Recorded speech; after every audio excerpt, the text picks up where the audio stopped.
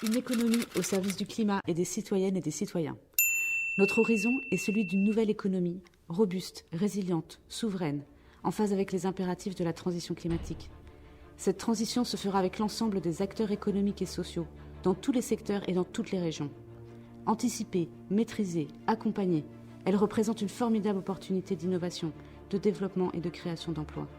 Notre rapport au travail doit être repensé pour mieux partager la richesse au sein des entreprises, redonner du sens au travail et au temps qui y est consacré, et bien sûr reconnaître la valeur des métiers et fonctions essentielles.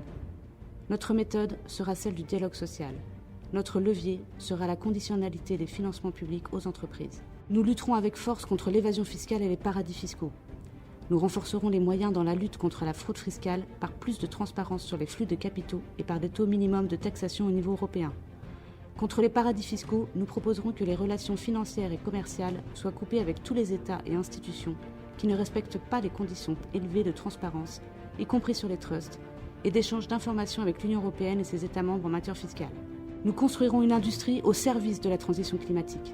Nous soutiendrons les filières d'avenir par un plan d'investissement public de 25 milliards d'euros par an dans les infrastructures de la transition et le renforcement de la recherche publique. Nous réorienterons les investissements privés vers les secteurs favorables au climat et conditionnerons les aides en direction des entreprises à la réalité de leur action climatique.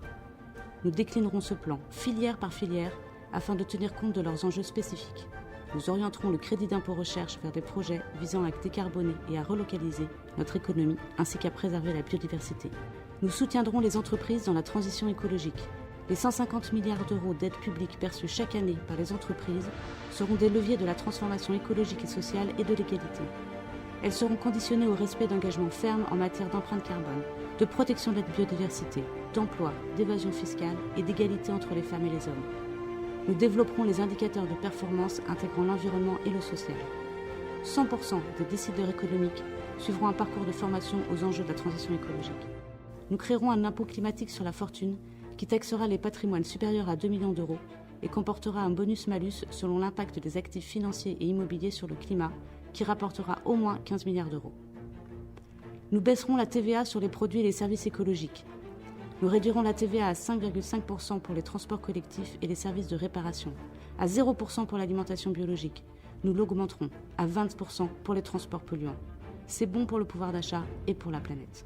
Nous fonderons un nouveau contrat d'équité intergénérationnelle. L'impôt sur les successions sera payé en fonction de ce que chacun perçoit tout au long de sa vie, quel que soit son lien de parenté avec les donateurs, et à partir d'un seuil de 200 000 euros. Les principales niches fiscales seront supprimées, en particulier concernant les biens professionnels. Un barème progressif sera appliqué qui permettra de baisser la fiscalité sur les petites successions et de l'augmenter pour les plus élevées. Les recettes dégagées permettront notamment de financer la prise en charge de la dépendance des personnes âgées. Nous mettrons les entreprises à contribution. Pour mettre fin à la course au moins-disant fiscal, nous exigerons l'harmonisation de l'impôt sur les sociétés en Europe, en portant à 25% le taux minimum de taxation des multinationales. Un bonus-malus climatique sera introduit dans la fiscalité des entreprises en fonction de la nature des activités.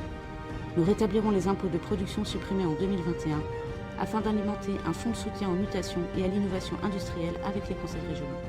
Au-delà de la croissance, toutes nos réformes seront guidées par des indicateurs climatiques et sociaux.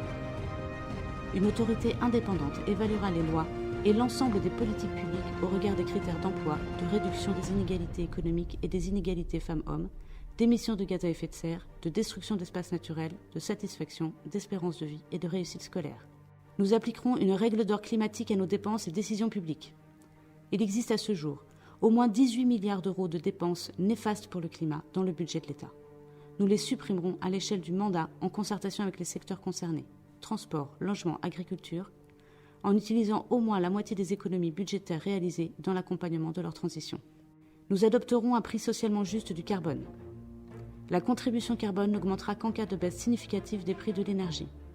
Ces recettes seront intégralement reversées à la transition et aux ménages les plus modestes.